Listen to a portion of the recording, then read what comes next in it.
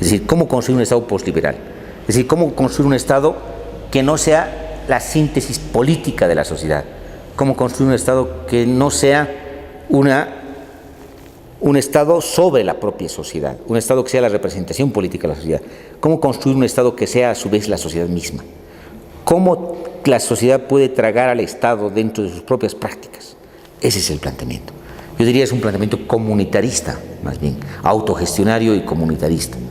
Es un planteamiento que trata precisamente de abolir el Estado y al abolir el Estado, digamos, construir una forma política, una forma de Estado en transición hacia sociedades sin Estado.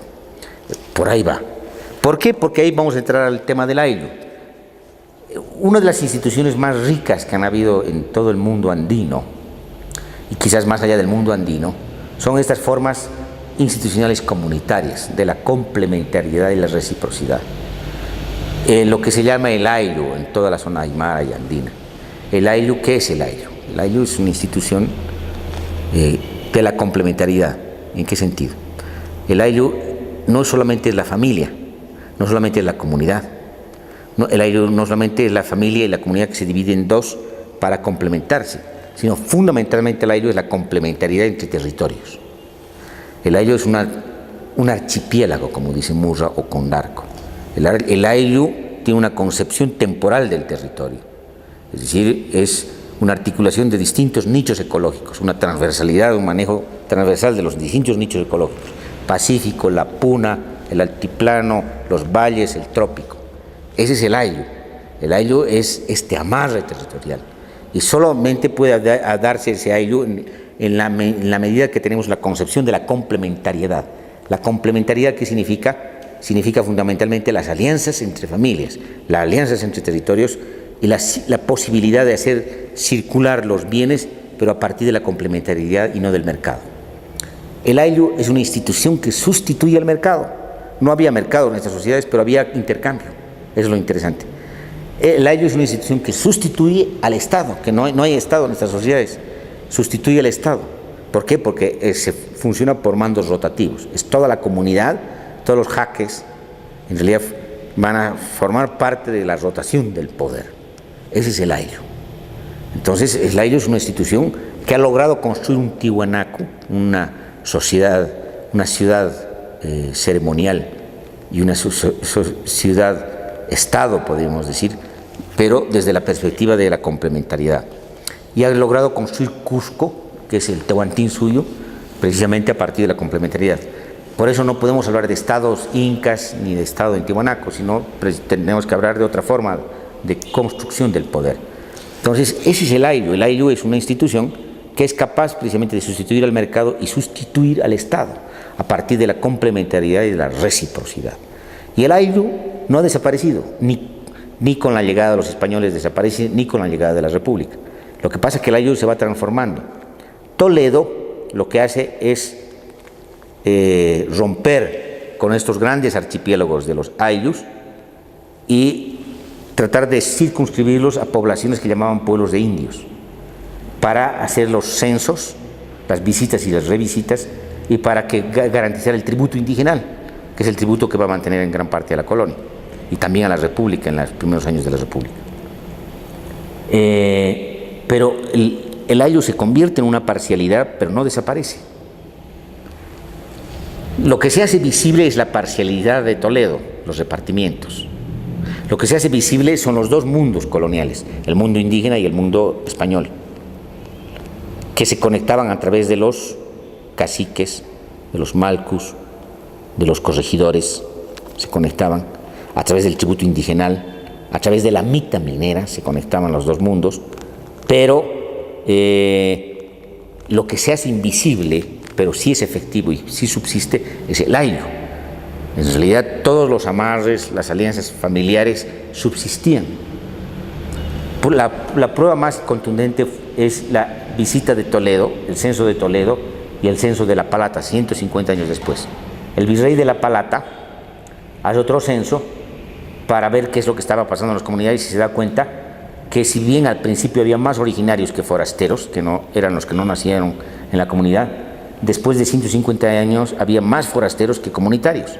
¿Por qué? Porque habían migrado, se habían movido. No solo porque se escapaban del tributo indigenal para no pagar tributo, sino porque además, en realidad, el ayllu siempre ha movido a la población. La población andina siempre estaba en movimiento, siempre está en circulación. Por eso no hay concepción de mapa, no hay concepción de fronteras, no hay concepción de un espacio, porque es el pacha, es decir, es el espacio-tiempo. Se ocupa temporalmente el territorio y se territorializa el tiempo. Esa es la visión. Por eso, digamos, muchos ayllus se podían interconectar. Había zonas multiétnicas en los ayllus y no había ningún problema porque no hay fronteras, porque hay movimiento. Los españoles ponen las fronteras, ponen la cartografía colonial, es en la forma romana, la plaza de armas, la iglesia, las instituciones principales, la ciudad que controla un entorno demarcado con sus fronteras. Y eso no hay en el ayllu. La concepción, digamos, territorial es otra. La concepción territorial es de un espesor cultural, a diferencia de un espacio. Esa riqueza del ayllu ha subsistido, pero de manera invisible. En la República reaparece el ayllu. Varias veces reaparece, no solamente en los levantamientos. Reaparece con el levantamiento de Tupac Katari en la colonia, pero reaparece con el levantamiento de Zaratevilca. No solamente en los levantamientos, reaparece en todo el funcionamiento. Es decir, reaparece ahora de manera mezclada, mestiza, con las ferias. O sea, reaparece cruzándose con el mercado. Las ferias son modos de circulación de bienes, pero a través de relaciones de parentesco. Desde la comunidad más alejada hasta la ciudad más importante hay un circuito de ferias, y eso es el ayllu. En las costumbres de las ciudades también aparece el ayllu, en los prestes, en las fiestas, en el sincretismo católico aparece el ayllu. Ese es el ayllu, es la visión, el imaginario de la complementariedad. Entonces, cuando decimos de que un Estado plurinacional que salga del liberalismo y sea postliberal, es un Estado que tiene que rescatar al ayllu como institución fundamental. ¿Qué quiere decir esto? Es decir, lo que está de manera efectiva, aunque invisibilizado, tiene que formar parte del Estado. Todas las instituciones reales de la sociedad tienen que formar parte del Estado, tienen que ser la forma del nuevo Estado, y no la esquizofrenia del actual Estado boliviano. El actual Estado boliviano tiene una esquizofrenia, tiene instituciones supuestamente liberales, pero que no corresponden con una sociedad mezclada, una sociedad bigarrada, una sociedad compleja. No se corresponden. Las instituciones de la sociedad no se corresponden con un Estado liberal. Y lo más importante es tratar precisamente de elevar a forma de Estado esta institucionalidad de la sociedad, desconocida por el propio Estado, desconocida por la propia visibilidad política, por la propia visión política, por el propio horizonte de visibilidad político. Entonces, de lo que se trata precisamente es de elevar, digamos, a la forma de Estado toda esta institucionalidad. Por eso, cuando hablamos de plurinacionalidad, hablamos de muchas cosas. Estamos hablando no solamente de lo que llama Luis Tapia lo multisocietal, sino estamos hablando de la articulación, núcleos de articulación de lo complejo. En la sociedad boliviana, como la sociedad peruana, seguramente la sociedad ecuatoriana, y guatemalteca, donde hay fuerte presencia indígena, se han producido nucleamientos de articulación de lo complejo. Es decir, instituciones que no están visibilizadas políticamente, pero son efectivas. Los campamentos mineros, por ejemplo. En los campamentos mineros, ¿qué tenemos? Lo mismo, una mezcla. Es decir, tenemos la maquinaria de explotación capitalista, tenemos el mercado, podemos tener la administración estatal o la administración empresarial, pero también tenemos el circuito comunitario. Los mineros nunca han dejado sus comunidades, es decir, nunca han dejado sus relaciones de parentesco, nunca dejan de volver. Eso se hace más visible en los cooperativistas. Los cooperativistas mineros, que son microempresarios, que crecen en masa después de la relocalización, después de las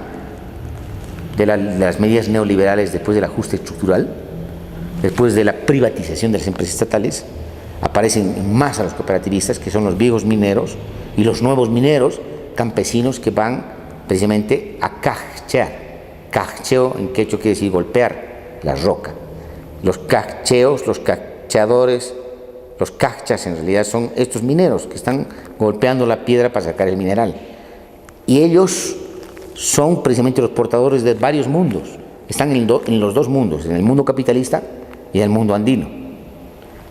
Entran al subsuelo, y cuando entran al subsuelo en su imaginario, entran en compromiso con la Pachamama, con la Manca Pacha, con el diablo.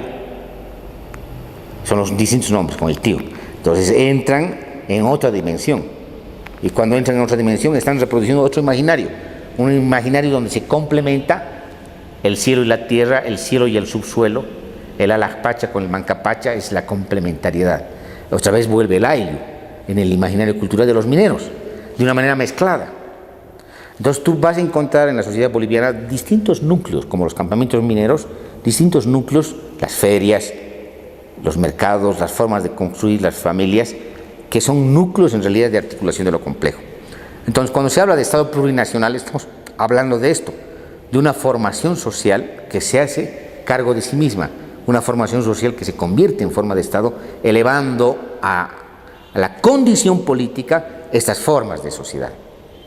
Entonces, por eso, una de las instituciones más importantes es el ayllu. Hay otras instituciones importantes que vienen de los indígenas del Oriente, las capitanías de los guaraníes, que vienen de las formas de organización,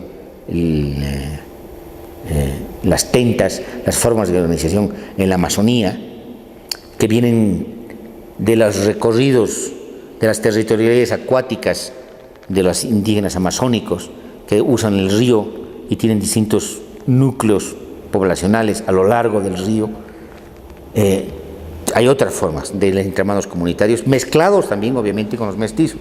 Entonces estamos hablando de una sociedad tremendamente compleja que está mezclada, pero que lo pluri no solamente está disperso, sino está articulado. Entonces es una sociedad que reclama su posibilidad, que reclama hacerse posible, ser materialmente posible en una nueva forma de Estado.